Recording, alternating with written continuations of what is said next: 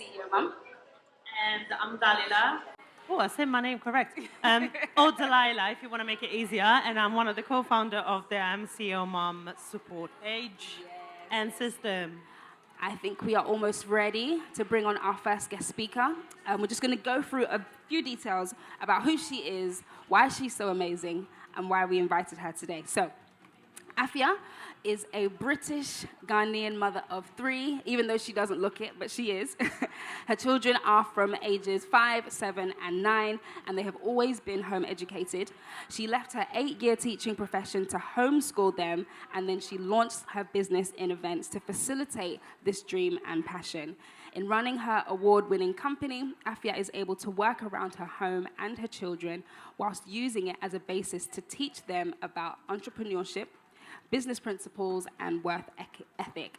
As a company director of AFMENA Events, a stylish British bespoke brand specializing in elegant floral and event design, Afia has worked with international dignitaries, renowned companies, brides and grooms from all over the globe, and a wide range of nationalities, and even some sports personalities as well. So she's also an author, and she supports her husband in his role as a pastor, and they have been married since 2005. My name's Afia. I'm a proud Ghanaian, proud. And my husband and I have been married 17 years this December. So we're not doing too bad. We're not doing too bad. We've got 3 children. They're aged 5, 7, and 9. So it's a lot.com in our household. And yes, our children have always been homeschooled. They've never been to school. I was a teacher. I taught secondary school in 6th form. And I did that for 8 years. I was very ambitious. I was very driven. By the age of 24, I was head of department. So I was like, I'm going to the top. I'm going to be a head teacher one day. But I got to a point when I thought to myself, hold on. Here I am investing in everybody else's children. Who is investing in mine? And I just had to take a step back. And I thought, okay, we need to reevaluate this. And so that's when I decided I'm going to set up a business. So the business is as old as my firstborn, because when I went on maternity leave with him, that's when I launched the business. I registered it. And I don't know, some of you might be in this place, you have already set up a business. Some of you are thinking about setting up a business. I would say, look at what is in your hands. So, as I said, we've been married 17 years. I was 18 when I got married. And no, I wasn't pregnant. I always give that disclaimer. You know, people are like, huh? So I was 18 when I got married. We were young. We didn't have any money. So our wedding was very much a DIY wedding. And I did the decor myself. And so from that point onwards, that's when people are like, oh, can you do mine? Can you, and so I was like, okay. So I was doing it for friends. I was doing it for family. And so when I had to think to myself, I need to set up a business, what am I going to do? What was in my hands? Decor was in my hands. It was what I'd always done. So I just said, okay, I'm going to work with what's in my hands. I'm going to make this a business. And that's how I started it. So if you're at that point where you're thinking about setting up a business, for example, I would say look at what is in your hands. So I set up the business, and my heart behind being a business owner was so I could work around my home and around my children. I wanted to own my time. And I'm going to come back to that. Now, many people kind of look at AFMENA events and they look at what we've achieved. We've been a business for 9 years. As was said, we've had some sports personalities as clients. We've had African dignitaries. We have been able to work with a few celebrities, some, world famous brands. We're going to be on a Channel 4 documentary coming up. It has really grown. And I've been doing this 5 years full time. So 5 years full time. I've never taken out a loan for my business. I literally started this from scratch. Do you know what I mean? And we've been doing this and God has kept me. And so I want to go back to that in terms of God has kept me. I don't know what everyone's personal beliefs are, but I am a Christian. And I have to mention that because that's my source. That's the source of my strength. That's the source of my wisdom. And I'm going to actually refer to a scripture, a very famous scripture. Some of you might know Proverbs 31, a very famous scripture in the Bible. And it says, bear with me, because it's quite long, but I'm gonna take you through it. Who can find a virtuous and capable wife? She is more precious than rubies. Her husband can trust her, and she will greatly enrich his life. She brings him good, not harm, all the days of her life. She finds wool and flax, and busily spins it. She is like a merchant ship, bringing her food from afar. She gets up before dawn to prepare breakfast for her household, and she plans the day's work for her servant girls. She goes to inspect a field, and she buys it. With her earnings, she plants a vineyard. She is energetic and strong, a hard worker. She makes sure her dealings are profitable. Her lamp burns late into the night. Her hands are busy spinning threads, her fingers twisting fiber. She extends a helping hand to the poor and opens her arms to the needy. She has no fear of winter for her household, for everyone has warm clothes. She makes her own bedspreads. She dresses in fine linen and purple gowns.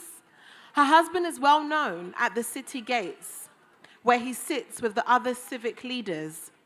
She makes belted linen garments and sashes to sell to the merchants. She's clothed with strength and dignity, and she laughs without fear of the future. When she speaks, her words are wise, and she gives instructions with kindness. She carefully watches everything in her household and suffers nothing from laziness. Her children stand and bless her. Her husband praises her. There are many virtuous and capable women in the world, but you surpass them all.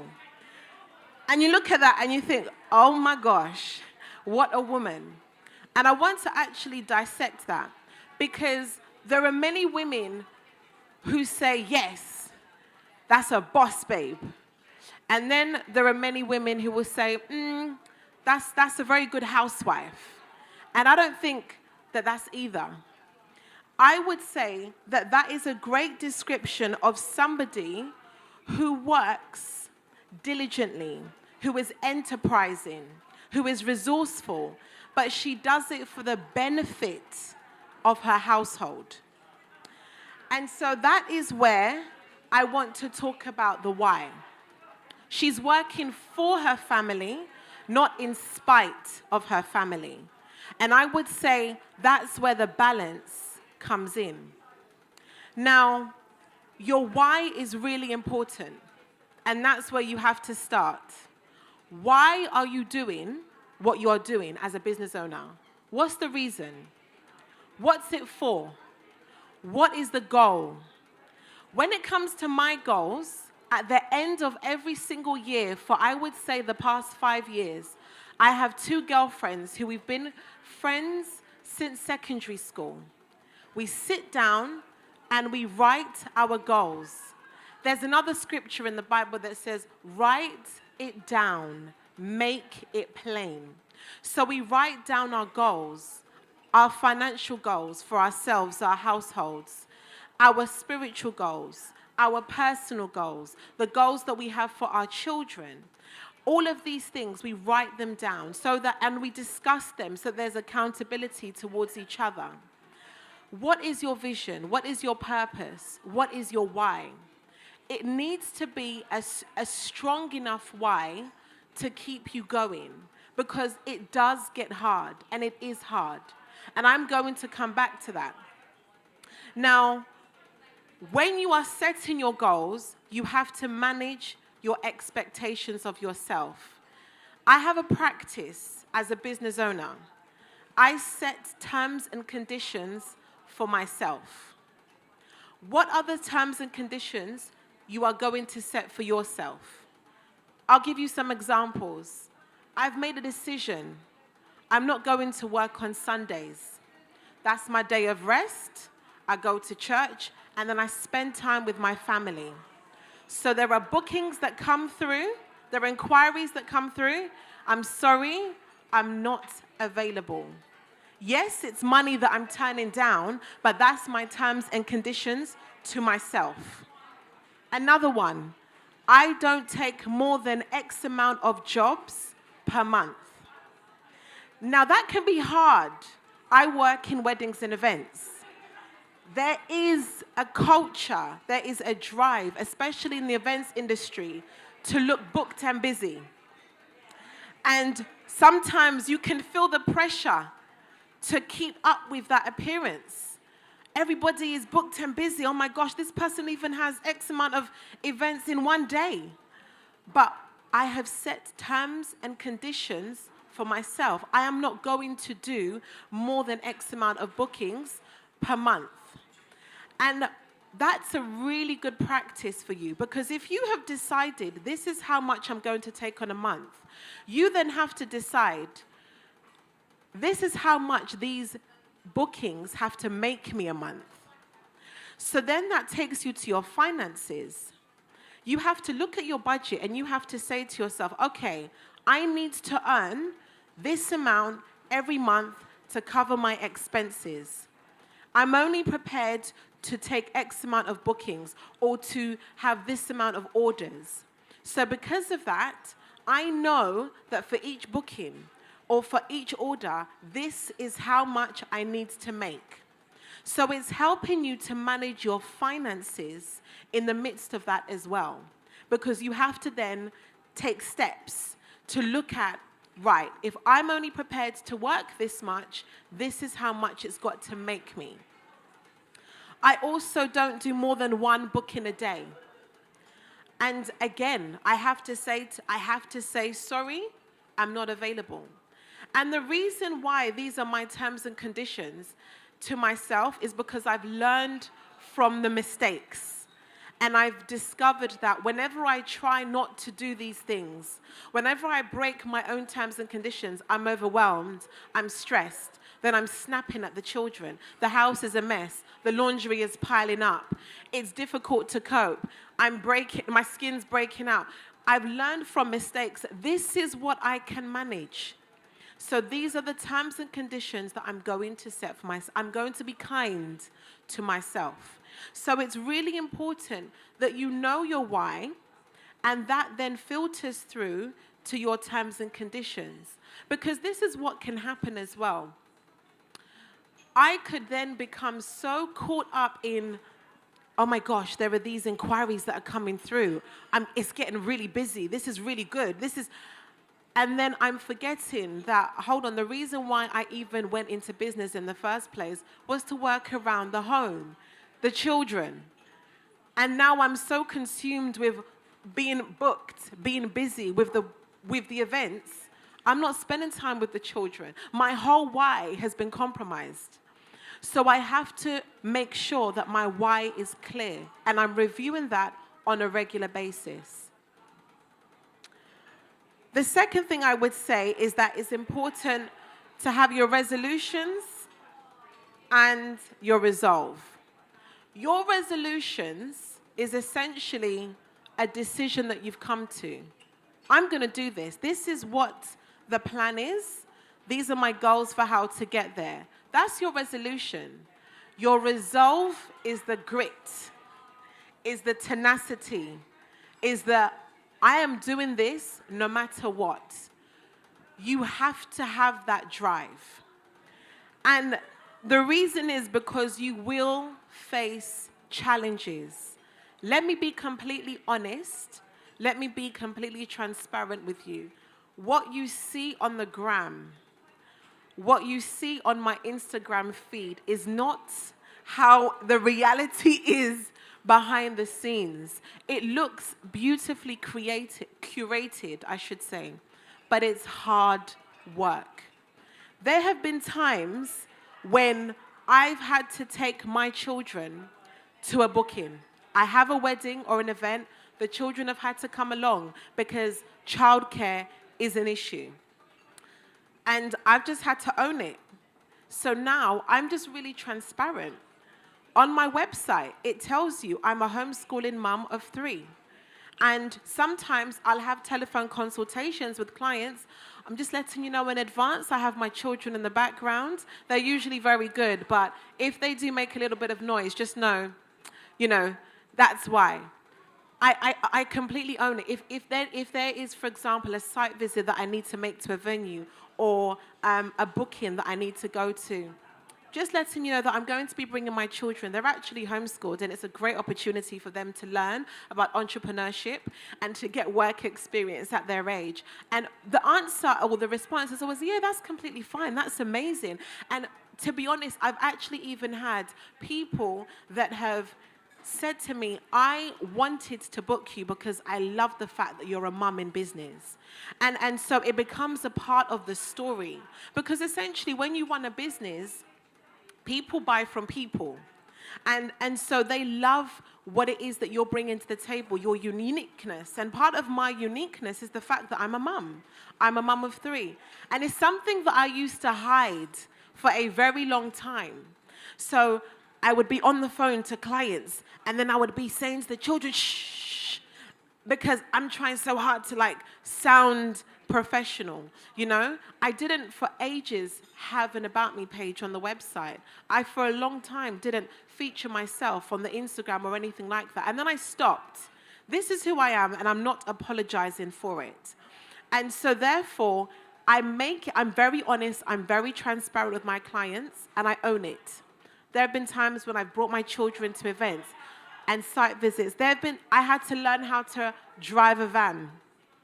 There were times when there have been events, there is not enough money to pay for a man and van guy. I'm going to drive it myself. Because that resolve, that tenacity, the job has to be done.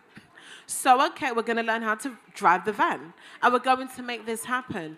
You've got to have that resolve. My mindset is not, okay, this is difficult, I can't do it. It's how are we going to do it? How are we going to make it happen? And that resolve has got to be there because those challenges will come. Any decision you make will be challenged. The third thing I wanted to talk about is looking after yourself. Going back to the scripture that I started off with, there was a part that said, she gets up before dawn to prepare breakfast for her household and plans the day's work. So I'm going to stop there before I continue. She plans. I cannot see how you can be a mum in business without being organized. It's one of the most practical tips, if you like, that I can give you. You have to be organized. And if you are not naturally an organized person, you have to learn. Now, I'm going to share with you some of the things that I do to keep organized. I have a timetable. The same way, my timetable looks very similar to what school children's timetables looks like. And it's all color-coded and everything. I have a timetable. I sat down and I thought about everything I have to make time for. Because if you don't make time for it, it's not going to happen. Everything I have to make time for. And then that was what fed into the timetable. I have notifications on my phone to let me know, okay, it's time to leave for this. Okay, it's time to do. So my alarm's always going off on my phone to signpost me throughout the day because I have so many things that I'm juggling at the same time. So I have my timetable. I have the notifications on my phone. I have a things to do book. a page a day diary. That's what I have. So every day I write down what needs to be achieved. And I have the top 3. The top 3, as in, we can't these are non-negotiables. They have to be done today. Everything else, we can manage. But these 3, they have to be done. And I have those, and I cross it off. And what is not achieved has to then be transferred to the next day. It's open on my desk. I'm reviewing it throughout the day. So these are practical ways that I stay organized. I have one day in the week when clients can have a telephone consultation with me. And so it's on a Thursday afternoon. I have negotiated with my husband. He takes my children out to their afternoon activities, so I'm undisturbed for a few hours. All of my telephone consultations are on that day, and I try to send the quotes out straight away whilst it's fresh in my mind. And so if you can't have a consultation on that day, it's just going to have to wait till the week after. Because sometimes what can happen as business owners is, especially as small business owners, we can kind of think we have to move with every request that comes through. Oh, can I talk to you today? I'm sorry, no, my consultations are on Thursday. This is my Calendly account. Calendly is free. Please book a slot where you actually can have a telephone consultation with me. And those are my times of preference. And we have to do those types of things because they've got to work around us. Yes, we need their money. We like it. We need it. We want it. But at the same time, you are a business. You are running a business, and you need to have these systems in place, and those systems have to be respected. So those are practical ways in which I stay organized. But at the same time, going back to the scripture, she gets up before dawn to prepare breakfast for her household and plans the day's work for her servant girls. Let's keep it real. This generation, we are doing things as women that women before us for generations never had to do. Women in other countries never had to do. I'm from Ghana. Everyone in Ghana has house help. It's not a class thing. Middle class, upper class, work, whatever, they have house help. We don't have it in this country. That's the reality of it. You go to other countries, they have house help. You talk, you read these scriptures and it's like, oh my gosh, she's doing so much. She had servants. We don't have that here. So we have to also be honest and realistic with ourselves. We are doing what women have never had to do. And it's not easy, but we have to find help. If you are a single mum and you have another single mum, you partner. You say, I'll look after your children on this day, you look after my children on this day. Let's do an exchange. If you are no longer with the father of your children, this is non-negotiable. These are your responses. I need this day. I need this time. It's not to be compromised. If you can't do it, speak to your family. Let them pick up the slack for you, because this is what I need. You lay it down. If you have a husband, this is what I need to stay sane. You want a sane wife? This is what I need. I need you to do A, B, and C, right? And it's non-negotiable. It's not, because I cannot cope otherwise. So you use the help that you have. I'm very blessed. I have my mum, and she's retired. And so that's something I don't take it lightly, that not everybody has help. But you have to start with where you are. Work with what you have. What help can you, because you will need it. We're not super women. So you've got to figure out how to get the help and use it. The other thing I would say is that if you don't look after yourself, and all of these things, they set the culture for your home. If you don't look after yourself, everyone suffers. Women are the thermostat of the home. When I'm not okay, no one is okay. Everyone feels it. my husband, my children, the house, everyone feels it. I'm not okay.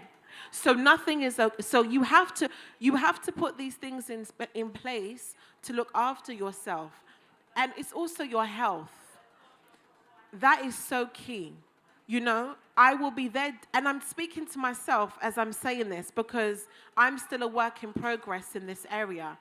But you'll be serving, you'll make sure that the breakfast, lunch, and dinner is sorted for your children, and then you won't eat because you're doing A, B, and C. I've been there, I've done that, I'm doing that, you know? But you've got to make sure that you're looking after yourself. You're eating regularly, you're taking your supplements, you know, you're taking those walks for fresh air and those mental health breaks. Come on, somebody. You are making sure that what I do sometimes, I'll just stay in the car. Everyone go inside the house, leave me. I just need 20 minutes to just sit in my car, undisturbed. Nobody should talk to me, no one. You know, and I call it my mental health break, you know? So you need to do these things to look after yourself mentally and physically, because if you are not okay, everything suffers. It's so crucial. Now, when it comes to where I am now, running the business, being a homeschool mum, my husband being in the ministry as well, so we have a church that we're responsible for. Our children are young, so they're very needy. It can get overwhelming, and it can be a lot.com, as I call it. But what I have to remember, going back to my why, is that more than anything, my children want to know that my children want to feel loved. More than wanting a successful mum, they want to feel loved. And someone asked me a question, or someone said something to me that was really profound, and it's something I've really been reflecting on, and this is where I want to kind of leave you. What they said was, do your children think you like them?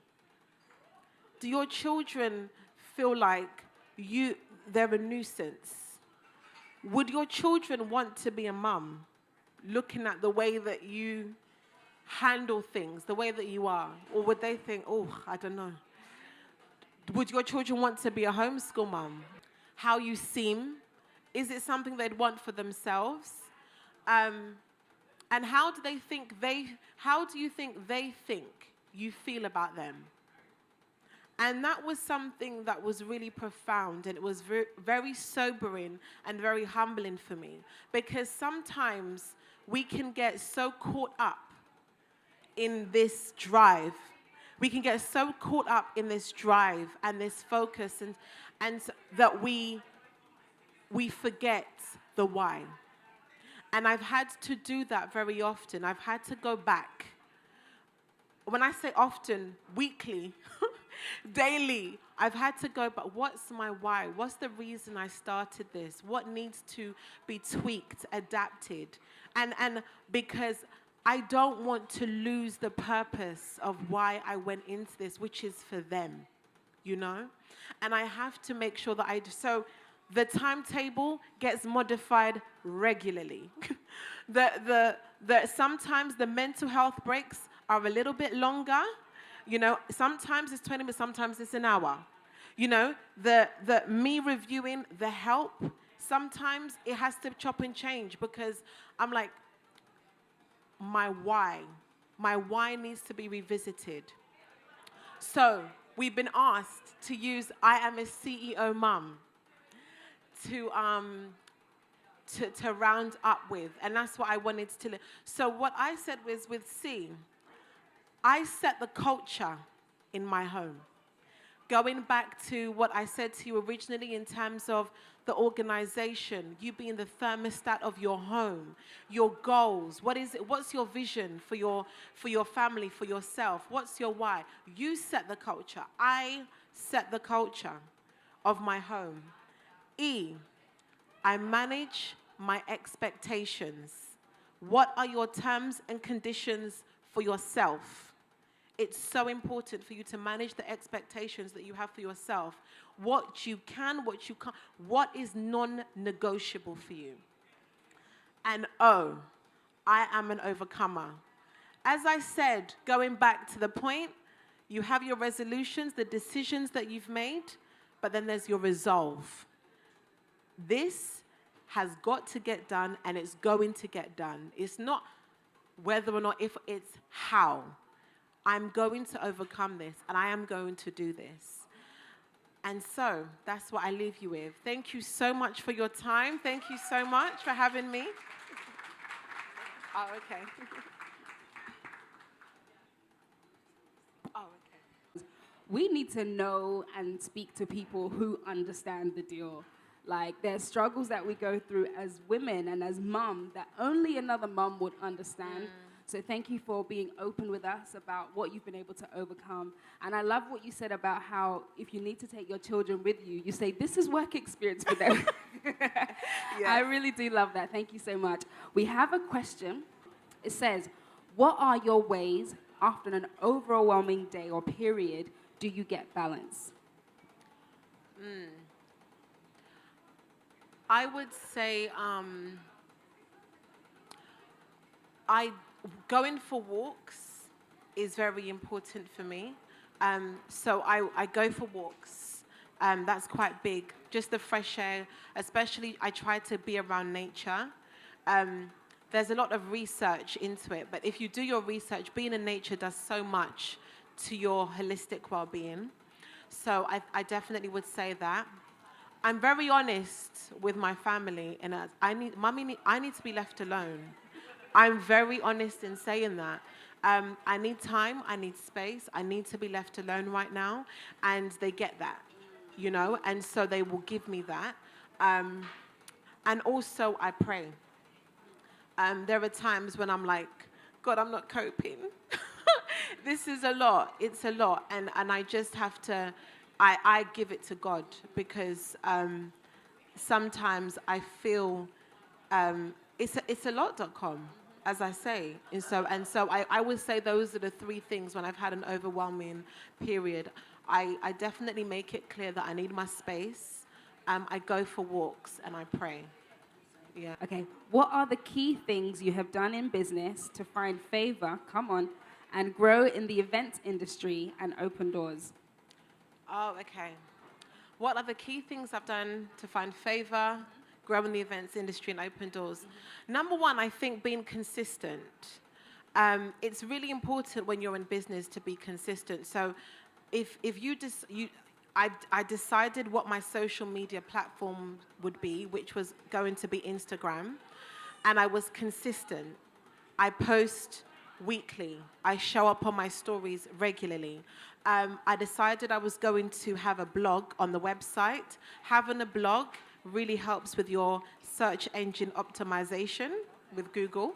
And so I set it the first of every month, I write a blog post.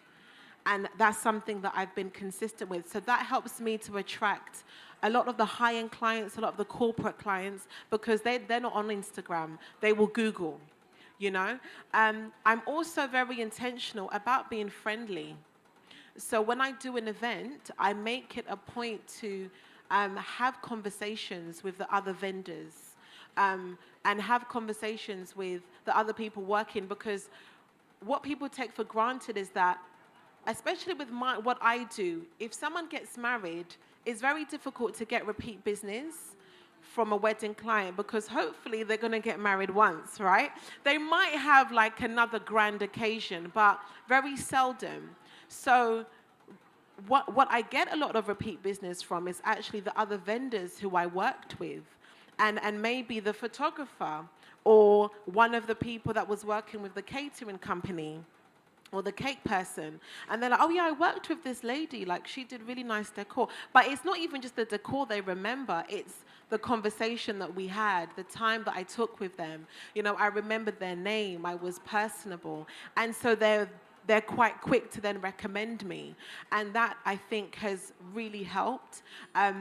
and just maintaining those relations. And with Instagram, just dropping a DM to another vendor just to say hi, just to kind of keep the conversation going, just to be friendly. Relationships are really important because people buy from people. And so I think those things have really helped me. I would say consistency. I would say the relationships that I've formed, just having conversations with people, and also managing my finances well. At the end of every event, so with every event, I make a note of my expenses, what I spent for each wedding, what I spent for each event, so that I'm able to really see how much money I made. And then what I do is, I give 10%, and then I know that, okay, this is how much I've taken for myself. And I think doing that as a practice helps you to think more as a businesswoman. Especially as a creative, it can be very easy to be so caught up in the design. You just want to just execute this amazing design that goes viral on Instagram, that everyone likes and, that everyone's talking about, but you never made any money. It can be very easy as a creative, especially, to get caught up in that, especially in this social media crazy society. But you went into business to make money, so that needs to be a priority. So I make sure that I'm reviewing the finances after every job. Awesome. Thank you so much. problem. Can we please give Afia a round of applause as she makes her way down